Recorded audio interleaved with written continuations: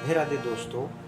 आज का वीडियो है ब्रह्मण्याध्याय कर्माणि षडमत व्यक्ता करोति य लिप्यते न स पापेन पदपत्र निवामभसा।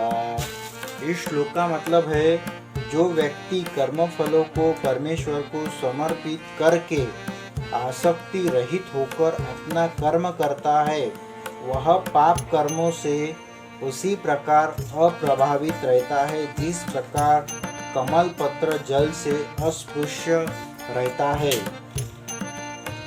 अध्याय 5 और श्लोक 11।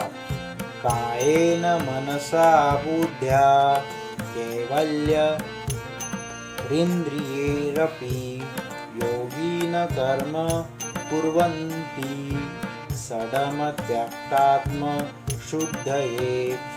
इस श्लोक का मतलब है, योगी सन आसक्ति रहित होकर शरीर, मन, बुद्धि तथा इंद्रियों के द्वारा भी केवल शुद्धि के लिए कर्म करते हैं।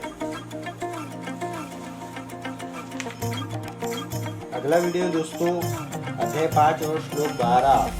युक्त कर्म फलम व्यक्ता शान्तिमापनोति नैष्ठिकीम् अयुक्त कामकारेण फले सक्तो निबध्यते। इस श्लोक का मतलब है, निश्चल भक्त शुद्ध शांति प्राप्त करता है, क्योंकि वह समस्त कर्म फल मुझे अर्पित कर लेता है।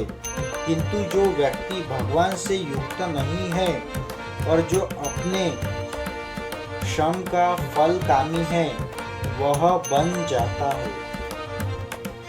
दोस्तों, ऐसे ही भगवत गीता के वीडियो सुनने के लिए वीडियो को लाइक करके चैनल को सब्सक्राइब कर दीजिए और आपके दोस्त को व्हाट्सएप पे शेयर ज़रूर कर दीजिए दोस्तों। हरे कृष्णा दोस्तों।